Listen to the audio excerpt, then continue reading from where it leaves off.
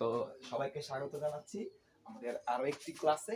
আজকের ক্লাসে আমরা অন্তরজের সিরিজে আরো একটা ভিডিও নিয়ে আসলাম। আজকে আমরা অন্তরজ করবো sin ax কে। এখন আমরা আমাদের লেকচারে অনেকগুলো অন্তরজ করছি, আজকে আমাদের অন্তরজ কারণে sin ax কে। আচ্ছা, sin ax কে করতে হলে আমাদের ত্রিকোণমিতির একটা সূত্র সম্পর্কে অনেক ধারণা থাকা লাগবে। এই সূত্র ছাড়া করতেই পারবো না। আমাদের এই যে sin c - sin d সূত্র সম্পর্কে জানা লাগবে। sin c - sin d কি 2 cos c plus d by 2 sin c minus d by 2। অর্থাৎ এই সূত্রটা আমাদের জানা থাকা দরকার হবে, তাহলে আমরা এটা করতে পারবো।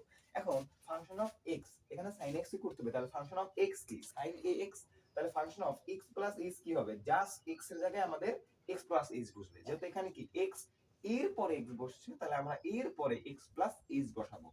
এখন দেখো এখানে কি আমাদের গুণ যায় না, তাহলে a আর x গুণ দিলে হয় sin ax, a R h গুণ দিলে হয় sin ah।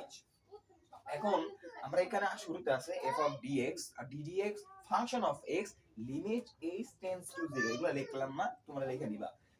আমি একটা তো লিখবো না, তোমরা লিখে নিবা লিমিট h টেন্ডস টু 0। এখন কি function of x plus h minus function of x, এখন function of x plus h এর ভ্যালু কত, ax plus ah minus function of x এর ভ্যালু কত, sin ax divided by h।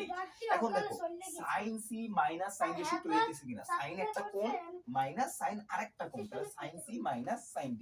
sin c minus sin d সূত্র কি 2 cos c plus d। এখানে c মানে কত, ax প্লাস h, d মানে হলো x, তাহলে ax plus h plus x, ax আর h কত 2x, তাহলে 2x বাই 2 কত x আর h by 2 plus h by 2 কিন্তু sin 2 cos c plus d by 2 into sin c minus d by 2 h plus h minus h, তাহলে h কাটা থাকে কি h by 2 h by 2 নিচে থাকে কি h। এখন আমার এইখান থেকে আমি একটা সূত্র ফেলাবো, অর্থাৎ এই h সম্পর্কে এইটা নিয়ে আমি একটা সূত্র বানাতে চলতেছি। দেখো আমরা একটা সূত্র তো অবশ্যই জানি, sin x by x সমান 1। আমরা এরকম করব, অর্থাৎ এইখানে যেটা থাকলে এইখানেও সেটা থাকতে হবে, তাহলে আমরা এই যে লিমিট x টেন্ডস টু 0 হয়, ঠিক আছে না। এখন আমি যদি করি যে দেখেন h টেন্ডস টু 0, তাহলে এখানে আমি যদি h বাই 2 দেই,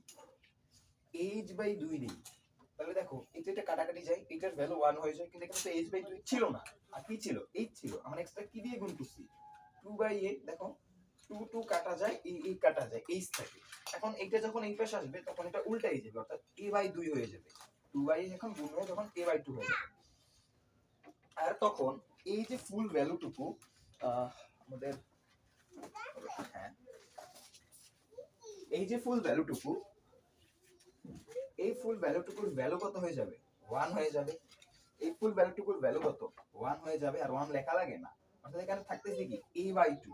এখন এইটাকে যদি আমি একটু সামনে লিখি a বাই 2, এই 2 আমাদের কাটা যায়, সুতরাং এখানে এই 2টাও কেটে দিই, আমাদের এইরকম একটা থাকে। এখন আমি যদি limit h tends to 0 h এর ভ্যালু বসাই দেই, এখানে h এর ভ্যালু যদি 0 বসাই, 0 আর a গুণ দিলে 0 হবে, 0 কে 2 দিয়ে ভাগ দিলে এখানে 0 হবে, অর্থাৎ এখানে কিছু থাকতেছে না, 0 থাকতেছে। অর্থাৎ আমাদের শেষে কি থাকতেছে a cos ax, এইটাই হলো আমাদের sin ax এর অন্তরজ মূল নিয়ম।